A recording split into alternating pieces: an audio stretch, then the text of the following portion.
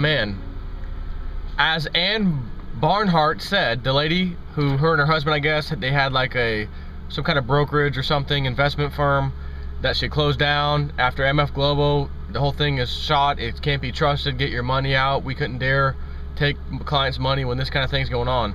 She said that, and I know all y'all remember. Gerald Celente said it. I also said it, that this will not be the first or last of this type of situation. So here we have it. Our neighbor next door, and again, this does not mean, no, well, that's Canada, it doesn't count because we've only had one. No, they're the same everywhere. I don't care if you're in Europe, Canada, or America. The same thing applies. These damn companies, these shysters, they are taking and mingling or intermingling client funds, customer funds, with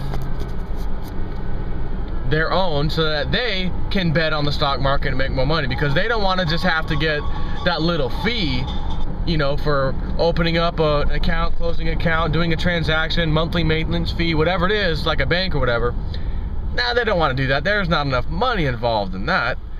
After all, these places handle hundreds of millions and billions of dollars of client funds. Man, if we could just tap into that for a split second, clients will never know.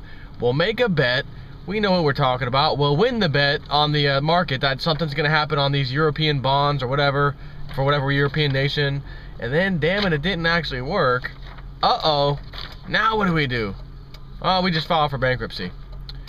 Right, so that's the story of my life. Here we have Canada's investment regulator, one of their regulators, checking out a company that is called Barrett Capital Management, and they are saying that they are putting out a warning right now to all clients, all the public basically, in that they are believed to be doing the same thing MF Global was doing, which is what I just explained, taking their client funds and gambling with it for themselves, and has also lost that bet.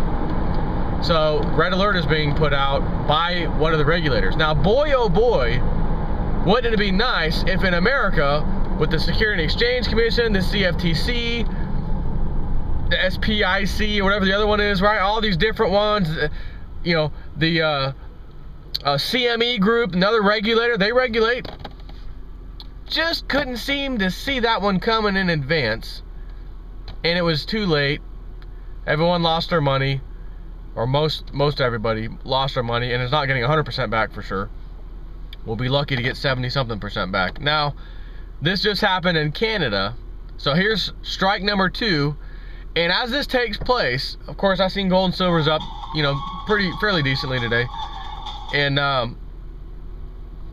where are you going to put your money? If you're an investor, I've trusted in the system. I've made money off my own money for 30 years now, and I've been in the markets forever. And all of a sudden, you see MF Global.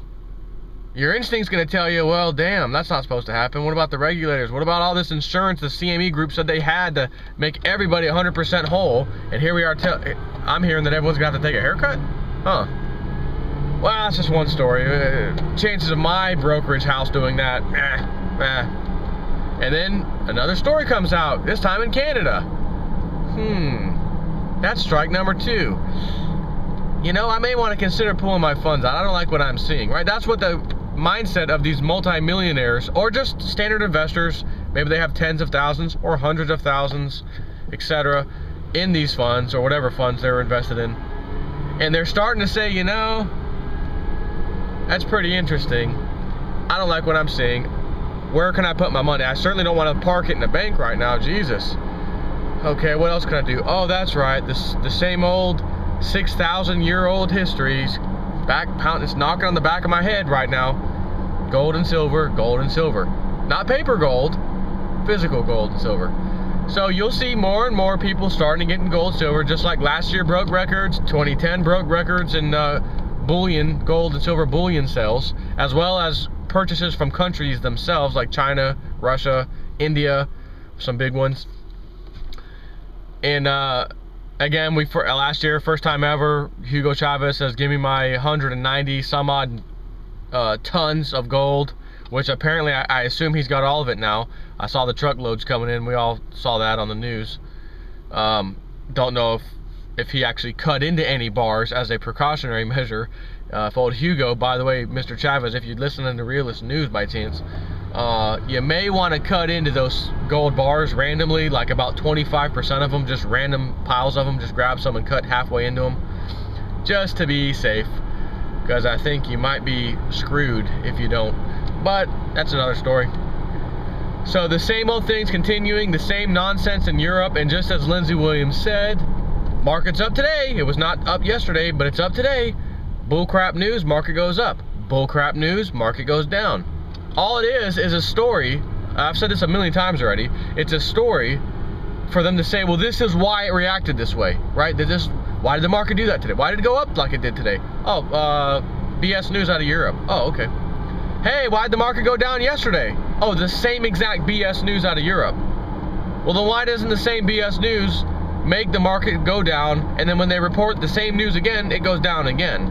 Or if it's news that's good for the market and it makes the market go up, why doesn't it make it go up every time that news takes place? Why? Because the whole damn thing's rigged, as we all know. And as Lindsey Williams said, the market's not going to crash this month, referring back to December. It's not going to crash next month, referring to the month we're in now. We're almost out of November, you know, a couple more weeks, we're out of here. And he said it shouldn't be the next month after that, which is February. Now, interestingly enough, Webbot seems to see March as a very, very, very large date or month of, you know, time frame of importance regarding everything. You know, things won't return the way they ever were starting on that date and looking out forward. And again, I know the Webbot have made some major date claims, like November, the old November of 2000, was it 10? November 2010, this building tension thing, massive thing. Didn't really amount to much until you took about 3 months after that. Then Egypt started blowing up, right? All these other countries started blowing up. The European mess really started kicking into gear.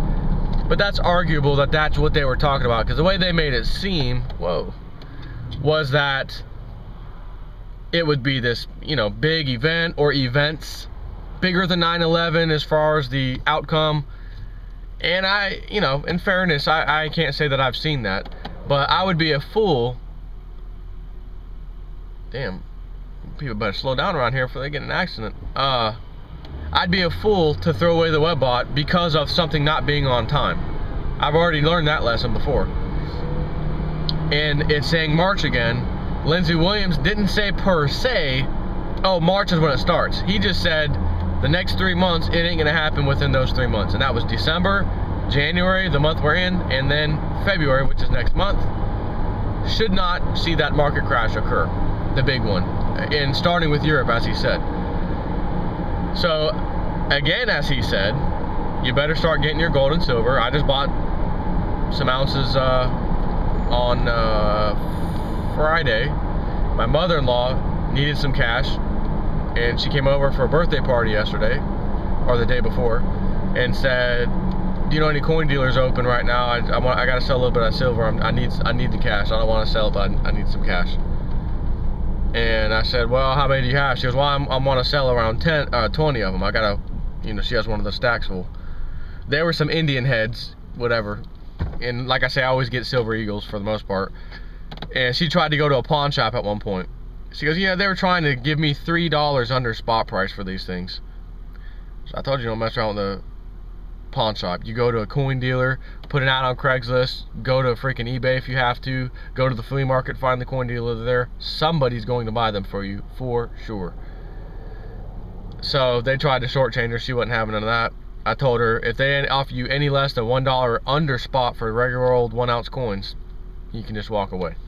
So she did. So I gave her, because she needed the money, the price of silver was $29.71 or something back end of day Friday, whatever. This is Sunday, so market wasn't open. I gave her $30 an ounce for that silver.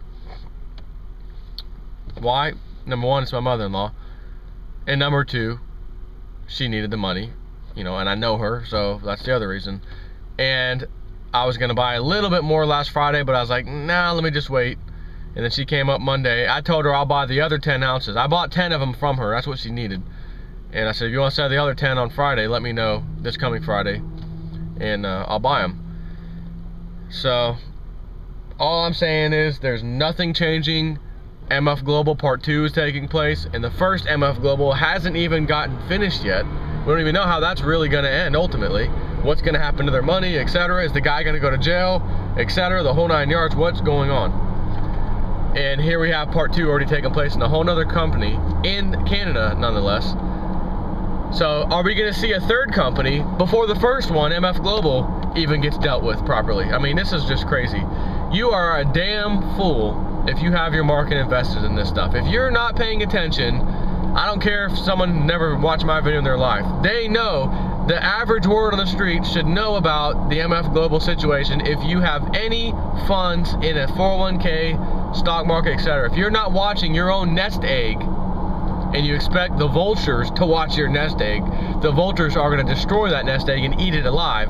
And then when you say, oh, what's under that nest egg? Oh, nothing. What do you mean nothing? I've just been in there for years. I've been putting money into that thing for years. There's nothing in there. What are you talking about?